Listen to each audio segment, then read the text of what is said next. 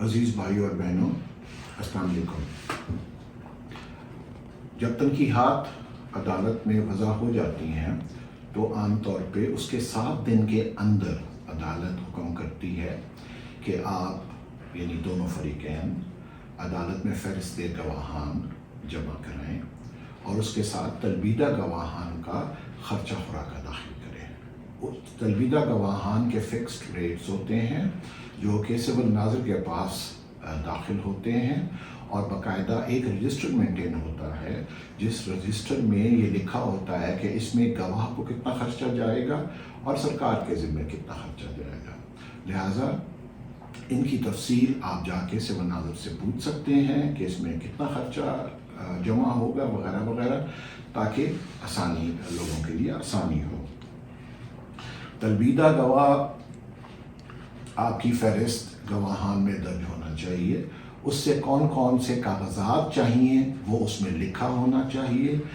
اگر آپ ایسے کاغذات مانگنا چاہتے ہیں جو کہ آپ کے مقدمے کے لیے ضروری ہیں اور جس کا ریفرنس آپ نے پہلے دیا ہوا ہے اپنی فہرست دستاویزات میں، تو وہ عدالت کی مرضی سے طلب کیا جا سکتا ہے۔ ہمارے صوبے میں پختونخوا میں عدالت عالیہ پشاور کی زیر سرپرستی ایک پالیسی رائج ہوئی تھی جس میں عام طور پہ ہم نے یہ دیکھا تھا کہ ریسرچ سے یہ ثابت ہوا تھا کہ پٹواری حضرات یا ریونیو آفیشل جن کو ہم کہتے ہیں، ان کی طلبی کے لیے مقدمات سال ہر سال زیر تجویز رہتے تھے اور جس کی وجہ سے نہ صرف لوگوں کا مالی نقصان ہوتا تھا بلکہ ذہنی کوفت اور طوالت کے شکار ہونے سے پریشانی میں اضافہ ہوتا تھا۔ تو طریقہ کار یہ وضع کیا گیا کہ پٹواری حضرات سے جو کاغذات آپ کو چاہیے وہ کاغذات ایک ریونیو سیل بن گیا۔ وہ ریونیو سیل ہر ایک عدالت ڈسٹرکٹ کورٹس میں ریونیو سیل ہوتا ہے، اس کو وہ بتا دیا جاتا ہے کہ یہ آپ کاغذ جو چاہیے لوگوں کو وہ کاغذ لے کر عدالت میں پیش کر دیتے ہیں۔ تو اگر دیگر کو تلبیدہ گواہ ہوتے ہیں تو ان کا سمن کرنا عدالت سے کے ذریعے ہوتا ہے، مگر یہ وہ اگر ضروری گواہ ہوں۔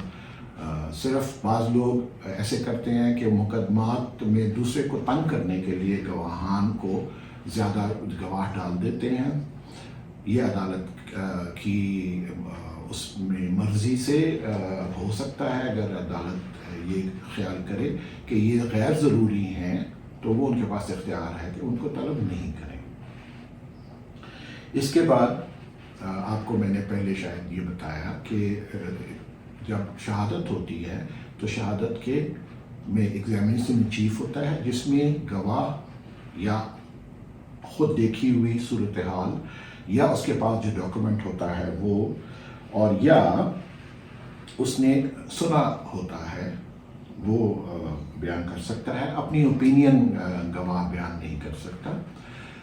اگر ایگزامینیشن چیف ہو جائے تو اس کے بعد کراس ایگزامینیشن ہوتا ہے، جرح کا موقع دیا جاتا ہے دوسرے فریق کو کہ وہ اس پر جرح کرے اور اپنے حقوق کے متعلق ان سے پوچھیں، اپنے جواب دعوے کے مطابق ان سے بات کریں۔ تیسری بات یہ وہ ہو سکتا ہے کہ اس کے بعد گواہ کو فارغ کر دیا جاتا ہے۔ ری ایگزامینیشن بھی بعض کیسز میں ہوتا ہے اور ری کراس ایگزامینیشن کا موقع بھی دیا جا سکتا ہے۔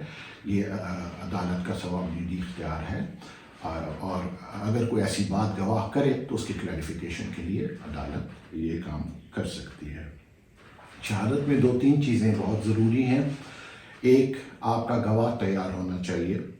اس کے لیے بہت ضروری ہے کہ آپ گواہ کو تاریخ سے 2-3 دن پہلے اپنے وکیل صاحب کے دفتر میں یا خود آپ ان کو تیار کریں اور ان کو بتائیں کہ کیا ممکنہ سوال ہو سکتے ہیں جرح میں جو کہ آپ سے پوچھے جا سکتے ہیں۔ ہمیشہ وہ بات کریں جو کہ آپ نے دعوے میں لکھا ہوا ہے، یا جو آپ دعوے میں لکھا ہوا ہے اس کے مطابق بیان دیں ایگزامینیشن چیف یا جرح یا اس کے بعد ری ایگزامینیشن وغیرہ وغیرہ۔ اس سے باہر کوئی بات نہ کریں، کیونکہ اگر آپ نے کوئی بات اپنے دعوے یا دعوے میں نہیں لکھی اور اس کے مطابق شہادت کریں گے تو وہ تصور نہیں کی جاتی قانون کے مطابق. اس لیے یہ بہت ضروری ہے کہ ایشوز کے مطابق آپ کی پلیڈنگز کے مطابق جو آپ شہادت کریں وہی ریلیونٹ ہوتی ہے. اللہ آپ کا حامی ناصر ہو. وجیہ الدین.